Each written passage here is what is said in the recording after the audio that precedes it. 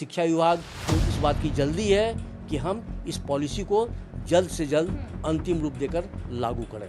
क्या mutual transfer वाला window भी इसमें खुलेगा? और आपको याद होगा कि के पाठक के जाने के बाद जब एस सिद्धार्थ ने अपर मुख्य सचिव की कुर्सी संभाली थी, कि मन चाही जगह पोस्टिंग बिल्कुल बिल्कुल मन लागू कब से हो जाएगी? ये ये पॉलिसी जो बन रही है ये ठोक बजा के बन रही है पॉलिसी। नमस्कार, हमारा नाम है समरीन और आपने देखना शुरू कर दिया है खबर अनफिल्टर्ड। देखिए, इस वक्त की बड़ी खबर शिक्षकों की ट्रांसफर पोस्टिंग को लेकर के आ रही है। देखिए, लगातार हम आपको बता रहे हैं कि शिक्षा विभाग के भीतर क्या कुछ चल रहा है और कुछ वक्त पहले हमने आपको बताया था कि अब तो शिक्षा विभाग शिक्षकों के लिए नई ट्रांसफर पोस्टिंग पॉलिसी लाने जा रहा है। तो ऐसे में अब आप जानना चाह रहे होंगे कि भला इस नई ट्रांसफर पोस्टिंग पॉलिसी में क्या कुछ होगा और क्या कुछ बदलेगा। सब कुछ हम आपको तफसील के साथ इस वीडियो में बताएंगे। तो एक बार फिर से इस मुद्दे पर सीधी बातचीत करने के लिए हमारे साथ सीनियर जर्नलिस्ट लक्ष्मीकांत सजल जी हैं। सबसे पहले बहुत शुक्रिया। जी नमस्कार, आपके दर्शकों का भी अभिवादन अभिनंदन। जी, सबसे पहले तो हम आपसे जानना चाहेंगे, कई तरह की खबरें चल रही हैं। कहा तो ये भी जा रहा है कि शिक्षा विभाग बड़ी तैयारी में है और शिक्षा विभाग अब तो शिक्षकों के लिए नई ट्रांसफर पोस्टिंग पॉलिसी लाने जा रहा है। इस खबर में कितनी सच्चाई है? इस खबर में मतलब सच्चाई में दम है। दम है जी। और आपको याद होगा कि के पाठक के जाने के बाद जब एस सिद्धार्थ ने अपर मुख्य सचिव की कुर्सी संभाली थी, तो उन्होंने शिक्षकों से तबादले के लिए आवेदन मांगे थे। तब करीब 1,90,000 शिक्षकों ने तबादले के लिए आवेदन किए। तबादले दो तरह से हुए, सॉफ्टवेयर के आधार पर हुए, लेकिन तबादले दो तरह के थे। एक तो वो था जो इच्छित तबादले थे, यानी मैं जहाँ जाना चाहता हूँ वहाँ चला जाऊँ। और दूसरे तबादले वो थे जो पारस्परिक थे, यानी म्यूचुअल ट्रांसफ़र जिसको कहते हैं, एक दूसरे के साथ अदला बदली स्कूलों की। तो एक वो थे। तो दोनों तरह के तबादले हुए उनके कार्यकाल में। और ये जो तबादले हुए इसमें नियोजित शिक्षकों को छोड़ के बाकी सभी थे, यानी बीपीएससी वाले शिक्षक थे और विशिष्ट शिक्षक थे। इसके पहले फेज में नियमित शिक्षकों के ट्रांसफ़र किए जा चुके थे। तो ये बीपीएससी और विशिष्ट शिक्षकों के तबादले होने थे। तो करीब 1,90,000 शिक्षकों ने आवेदन किया था।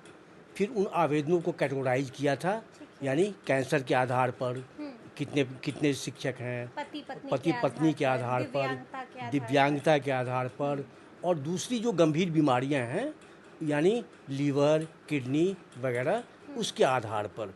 और सबसे अंतिम था दूरी के आधार पर। तो कुल 1,90,000 शिक्षकों ने आवेदन किए थे। इनमें ज़्यादातर महिला शिक्षिकाएँ थीं। तो आवेदन शुरू हुआ और सॉफ्टवेयर से शुरू हुआ। उसके लिए एक सॉफ्टवेयर डेवलप किया गया था और हर शिक्षक से ऑप्शन मांगे गए थे कि यहाँ नहीं हुआ तो आप कहाँ जाएंगे और वहाँ नहीं हुआ तो कहाँ जाएंगे, यानी 5-5 ऑप्शन मांगे गए थे। और जिनमें ऑप्शन नहीं था उनका हुआ कि उनका हम तबादला रैंडम करेंगे, यानी फिर जहाँ हो जाए। तो उनके साथ एक तबादले के बाद उनके साथ एक ऑप्शन था कि अगर आप रैंडम तबादले से खुश नहीं हैं और आप जहाँ हैं वहीं बने रहना चाहते हैं तो आप वहीं बने रहिए। ये छूट थी। तो कुल मिला के शिक्षकों के तबादले हुए और बड़े पैमाने पर तबादले हुए। और फिर भी करीब 1,20,000 शिक्षक तबादले से वंचित रह गए। 1,20,000 शिक्षक तबादले से वंचित रह गए 1,90,000 में। तो यानी करीब 70,000 शिक्षकों का तबादला हुआ। फिर बाद में 1,20,000 में से बाद में फिर म्यूचुअल के आधार पर भी कुछ तबादले हुए और फिर महिलाओं के भी कुछ तबादले हुए। अब जब बी राजेंद्र साहब ने कमान संभाली शिक्षा विभाग की एज ए अपर मुख्य सचिव, तब उन्होंने एक आदेश निकाला। उनके कार्यकाल में भी तबादले हुए। प्रधान शिक्षकों की पोस्टिंग हुई सॉफ्टवेयर के आधार पर, प्रधानाध्यापकों की पोस्टिंग हुई सॉफ्टवेयर के आधार पर, और कुछ शिक्षकों से जो ज्वाइन नहीं किए थे उनसे फिर ऑप्शन मांगे गए, उसके आधार पर पोस्टिंग हुई। लेकिन फाइनली ये हुआ कि अब तबादले रोक दिए जाएं और तबादले के लिए नई पॉलिसी बने और उस नई पॉलिसी के आधार पर शिक्षकों के तबादले किए जाएं। ठीक है। उसके लिए एक कमेटी बनी। कमेटी के अध्यक्ष बनाए गए शिक्षा सचिव और उसमें 4 मेंबर बनाए गए। एक मेंबर थे प्राथमिक शिक्षा निदेशक, एक मेंबर थे माध्यमिक शिक्षा निदेशक, एक मेंबर थे कोसी प्रमंडल के क्षेत्रीय शिक्षा उप निदेशक अमित कुमार और दूसरे मेंबर थे आपको माध्यमिक शिक्षा के उप निदेशक ए सलाम अंसारी। जी। तो इनकी कमेटी बनी। ठीक है। लेकिन इत्तेफाक कहिए कि कमेटी की बैठक, कमेटी को 15 दिनों में ही रिपोर्ट देनी थी, लेकिन करीब 3 महीने गुजर गए। 3 महीने गुजर गए, कहाँ 15 दिन, कहाँ 3 जी, महीने। कमेटी को कोई बैठक नहीं हुई। ठीक है। हाँ, इस बीच में कमेटी ने एक बैठक की भी थी, तो ऑनलाइन की थी। ऑनलाइन की थी बैठक और उस ऑनलाइन बैठक में उन्होंने डिस्कस किया था कि हमारा प्रस्तावित पॉलिसी कैसा हो, क्योंकि प्रस्तावित पॉलिसी में इस बात की पूरी गुंजाइश रखनी है कि महिला शिक्षक खासकर वो अपने घर के बगल में हो और जो पुरुष शिक्षक हों उन्हें भी अधिक से अधिक सहूलियत मिले और जो दिव्यांग हैं, जो बीमार हैं, उन्हें तो प्राथमिकता मिले ही। जी। तो वो पहली जो बैठक हुई, पहली बैठक के बाद फिर दूसरी बैठक नहीं हुई। लेकिन अभी पिछले हफ्ते कमेटी फिर बैठी और अगर ये कमेटी की कायदे से कही तो दूसरी बैठक थी। इस दूसरी बैठक में कमेटी ने ये तय किया, ये डिस्कस किया कि हमारी जो प्रस्तावित पॉलिसी होगी स्थानांतरण नीति वो कैसी होगी। अच्छा, ये डिस्कस हुआ दूसरी बैठक ये कैसी होगी जी। और शिक्षकों को कैसे अधिक से अधिक सहूलियत हम दे सकें और रेगुलर ट्रांसफ़र कैसे हो, इस पर पूरा विमर्श हुआ। और उस विमर्श के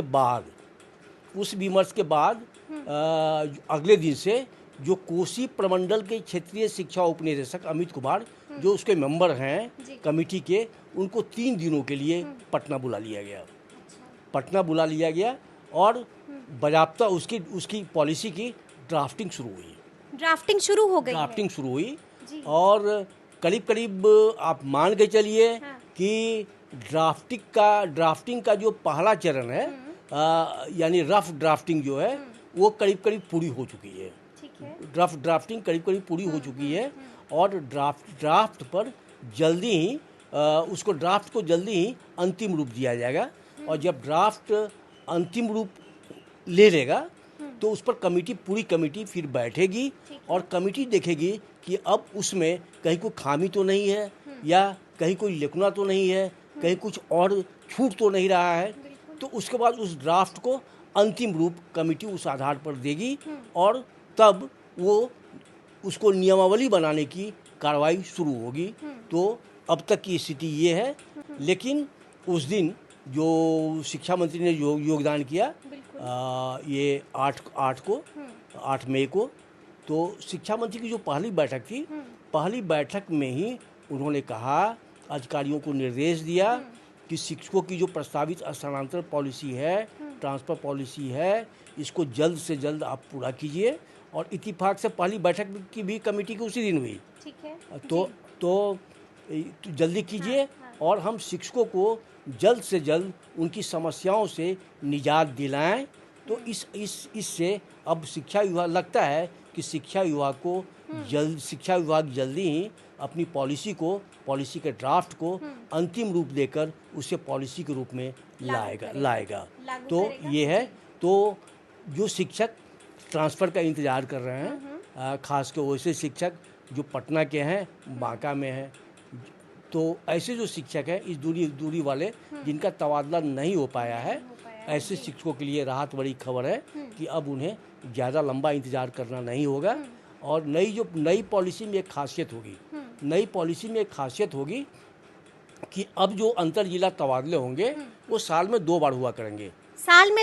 हुआ करेंगे। अभी तक जैसा डिस्कशन में आया है, साल में 2 बार हुआ करेंगे। तो इसलिए अब ऐसा नहीं है कि पहली खेप में जो छूट जाएंगे तो उनको ट्रांसफ़र का मौका नहीं मिलेगा।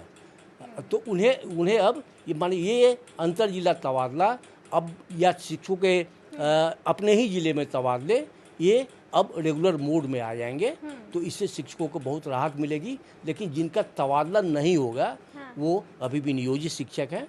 जो जिनका अंतर जिला तबादला नहीं होगा, जो नियोजित इकाई के अंदर ही रहेंगे, तो बाकी जो बीपीएससी शिक्षक हैं, जो विशिष्ट शिक्षक हैं, जो हेडमास्टर्स हैं, जो प्रधान शिक्षक हैं, तो इनके तबादले के लिए अब शिक्षा विभाग बहुत तेज़ी से पॉलिसी के लिए एक्सरसाइज कर रहा है। कमेटी काम कर रही है। कमेटी बहुत तेज़ी से काम कर रही है।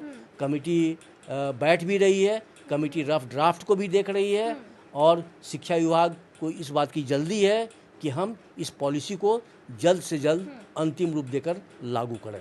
लेकिन ऐसे में एक सवाल मेरा आपसे ये भी है कि क्या कुछ इस नई नीति में बदलेगा, या फिर ये भी हम पूछें आपसे कि क्या क्या बदलेगा?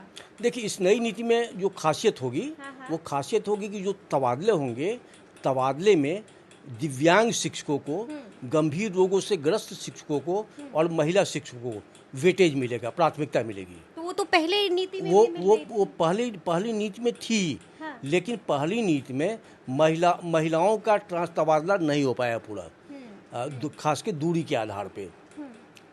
जो भी तबादले हुए महिलाओं के, उसमें ज़्यादातर जो तबादले थे वो पति पत्नी के आधार पे थे। दूरी के आधार पर बहुत कम महिलाओं के तबादले हुए थे। तो अब तो ये हो जाएगा कि महिलाओं को प्राथमिकता मिलेगी।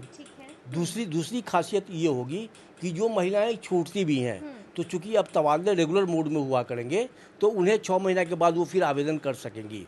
तो ये उनके लिए सबसे बड़ी खासियत होगी। और ये जो पॉलिसी होगी, ये पॉलिसी नियमित होगी और ये पॉलिसी लंबे समय तक चलेगी। हाँ, इन तबादलों में खास बात जो अभी भी लागू है कि जो शिक्षक इंटर डिस्ट्रिक्ट ट्रांसफ़र लेंगे, यानी अंतर जिला तबादला लेंगे, तो उनकी वरीयता उस ज़िले में उस दिन से काउंट होगी जिस दिन से वो वहाँ पोस्टिंग उनकी होगी। तो एक वरीयता का लाभ से उनको वंचित होना होगा। अपने ज़िले से बाहर, चूँकि ये डिस्ट्रिक्ट कैडर है, तो बाहर के बाकी सब सहूलियत मिलेगी। क्या म्यूचुअल ट्रांसफर वाला विंडो भी इसमें खुलेगा? म्यूचुअल ट्रांसफ़र का विंडो तो रहेगा ही। क्योंकि म्यूचुअल ट्रांसफ़र का विंडो हमेशा से रहा है। तो म्यूचुअल ट्रांसफ़र भी होगा और पारस्परिक तबादले भी होंगे और रेगुलर तबादले भी होंगे, इंटर डिस्ट्रिक्ट तबादले भी होंगे, ज़िले के अंदर भी तबादले होंगे। माने मोटे तौर पे यूँ कहिए कि शिक्षा विभाग की यह कोशिश है कि इस पॉलिसी को लेकर शिक्षकों को अधिक से अधिक सहूलियत प्रदान करें, उन्हें वो जहाँ चाहते हैं उन्हें वहीं ले आएँ। तो ये इसकी खासियत होगी, सबसे बड़ी विशेषता होगी। और अभी जो गैप है तबादले का, वो गैप पटेगा, वो गैप मिटेगा, वो गैप दूर हो जाएगा। अच्छा, लेकिन आप लगातार देख रहे हैं कि शिक्षकों की हमेशा से एक बड़ी समस्या रही है ट्रांसफर पोस्टिंग। आपको क्या लगता है अब जो नई नीति बन रही है, जिस पर काम चल रहा है, क्या उससे अब शिक्षकों को मतलब अब ज़्यादा लंबा इंतज़ार नहीं करना पड़ेगा? क्या शिक्षक जो है उस नीति से संतुष्ट हो जाएंगे? देखिए, हमेशा कोई संतुष्ट नहीं होता है। नीति कितनी भी सहूलियत वाली होती है, तो कोई भी जिसका तबादला नहीं होगा वो संतुष्ट नहीं होगा। बिल्कुल। और वो संतुष्ट तब जाके होंगे जब तक कि उनका तबादला ना हो जाए। तो हर नीति, कोई भी पॉलिसी बनती है तो वो 100% को आच्छादित नहीं कर पाती है।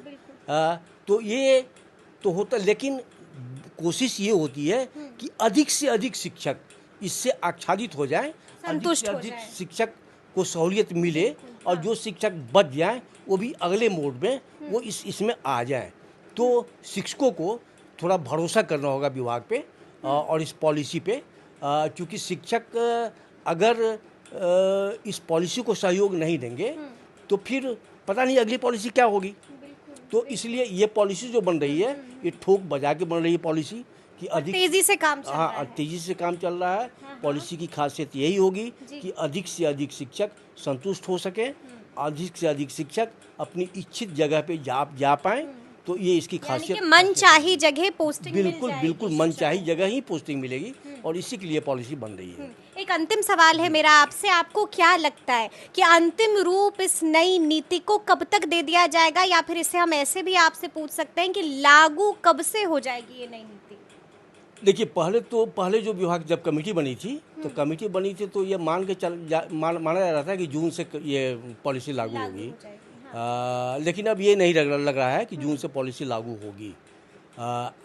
जून से लागू हो भी सकता है अगर बहुत 15 दिन का टाइम है, तो अगर इन 14-15 दिनों में अगर सब कुछ हो जाए तो जून से भी लागू हो सकता है।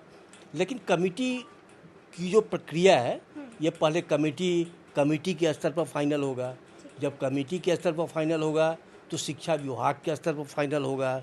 हो सकता है कि अगर इसे बड़ा स्वरूप देना हो तो इस पर सामान्य प्रशासन विभाग की मंजूरी ली जाएगी, इस पर वित्त विभाग की मंजूरी ली जाएगी।